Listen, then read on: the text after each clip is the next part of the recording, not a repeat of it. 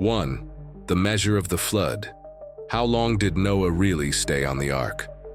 When we talk about Noah's flood, most people have the answer ready: 40 days and 40 nights. But what if I told you that number is only half the story? Imagine being confined to a boat surrounded by animals of all kinds with no land in sight. Now, add to that a much longer time frame than you ever imagined. The Bible reveals that the flood didn't just last for the famous 40 days of rain. In fact, Noah and his family remained on the ark for a total of 1 year and 10 days while the waters slowly receded. How did they survive such challenging conditions for so long? What happened during those endless months? This journey goes far beyond the popular narrative. And speaking of lesser-known stories, did you know there's a name of God so sacred that it was left out of many translations? Let's uncover more about it. Before we continue, make sure you're subscribed to the channel because in upcoming videos, we'll explore even more mysteries you won't want to miss. The name of God that doesn't always appear in the Bible. Our next biblical fact is shrouded in mystery and reverence. Since ancient times, there has been a name of God that was considered so sacred, people wouldn't even dare to pronounce it. This name, known as the Tetragrammaton, is composed of 4 Hebrew letters, HWH. But why was it hidden? And how did it disappear from modern Bible translations? To understand, we need to dive into the culture and traditions of the Hebrew people, where the pronunciation of this name was reserved for extremely solemn occasions. Over the centuries, the Tetragrammaton was replaced with titles like Lord or Adonai, and its true pronunciation was lost to time. This raises an intriguing question.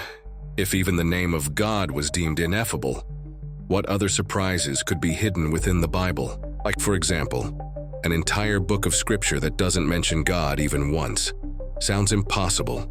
Let's explore this curiosity next. 3.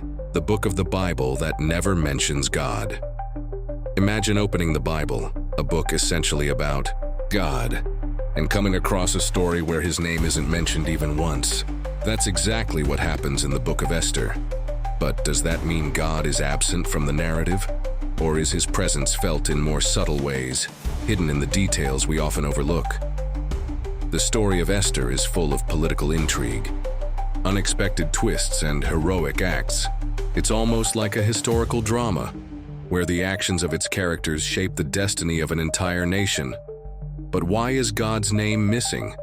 And what does that teach us about faith and divine providence? Before we answer, let's dive into another biblical enigma. The origin of the famous eye for an eye, tooth for a tooth. Is this principle as straightforward as it seems? So, did you already know about these facts? Drop a comment if you've heard of them before. Let's chat. 4. The origin of an eye for an eye, a tooth for a tooth. When we hear the phrase an eye for an eye, a tooth for a tooth, most of us think of revenge. But what few people know is that this expression, known as the Law of Retaliation, had a much deeper and in some ways revolutionary meaning for its time. It wasn't about encouraging violence. In fact, it was about limiting retaliation. Before this, the common practice was disproportionate revenge. Minor offenses could lead to brutal retribution. This principle was introduced to ensure that justice would be fair and proportional. But was this law applied literally, or was it a metaphor for financial compensation? And how has it been reinterpreted over the centuries? As we explore these questions, another fascinating event emerges: the confusion of languages at the Tower of Babel. How many languages were truly born that day? Get ready for a deep dive into the history of this mystery. How many languages were spoken at the Tower of Babel? The Tower of Babel is one of the most intriguing stories in the Bible. A united group of people, speaking the same language, decides to build a tower that reaches the heavens. But then, something unexpected happens. God confuses their language and they are scattered across the earth. It's fascinating to imagine the chaos of people trying to communicate without success. But do we know how many languages actually emerged at that moment? The Bible doesn't give an exact number, but Jewish and Christian traditions offer various interpretations. Some believe it was 70, while others see it as a symbolic number representing all the nations. Moreover, what does this story teach us about humanity's quest for power and unity? If the Tower of Babel presents us with this linguistic mystery, there's something even more surprising to uncover. Two men in the Bible who never faced death. Who are they, and what happened to them? Let's find out. The men who never died, Enoch and Elijah.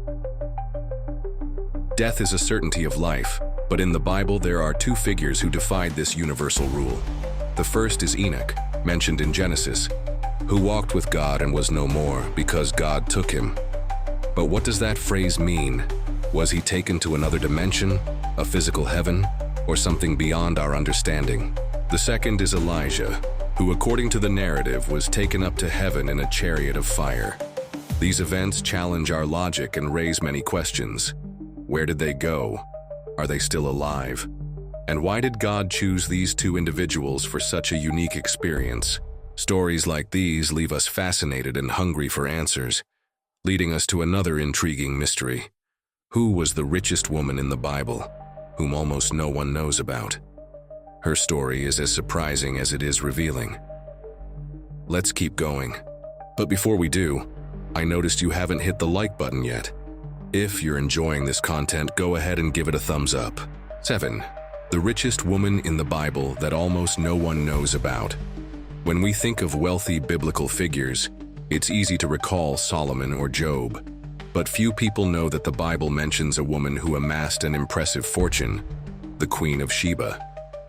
Her visit to King Solomon is one of the most fascinating stories in Scripture, yet many overlook the extent of her wealth. According to the accounts, she brought Solomon unimaginable amounts of gold, precious stones, and spices. But who was this powerful woman? What was the purpose behind her visit? Some believe the Queen of Sheba sought wisdom, while others suggest there were political or even personal motives behind her journey. Here's the intriguing question.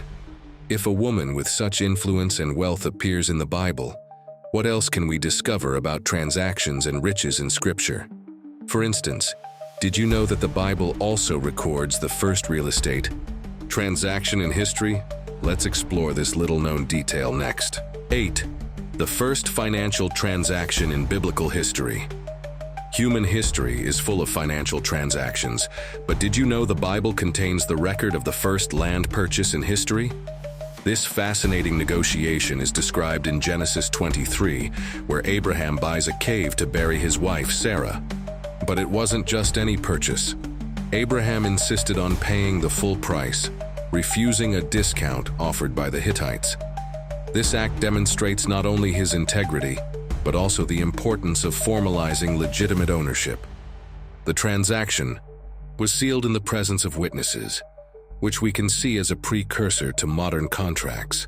But why is this so significant? And what does this story reveal about the values and priorities of that time?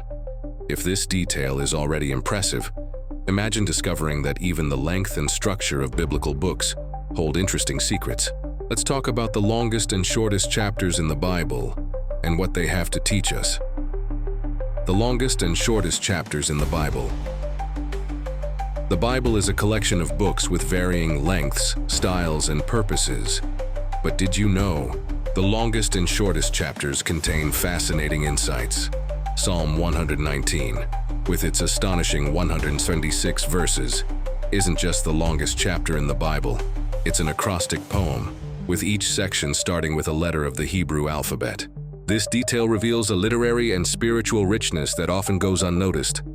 On the other hand, Psalm 117, with just 2 verses, offers a striking contrast as the shortest chapter while delivering a universal message of praise to God. But why are these 2 chapters placed so close to each other? Is it mere coincidence or part of a greater design? And as we ponder these questions, let's reflect on the patterns and hidden messages throughout the Bible.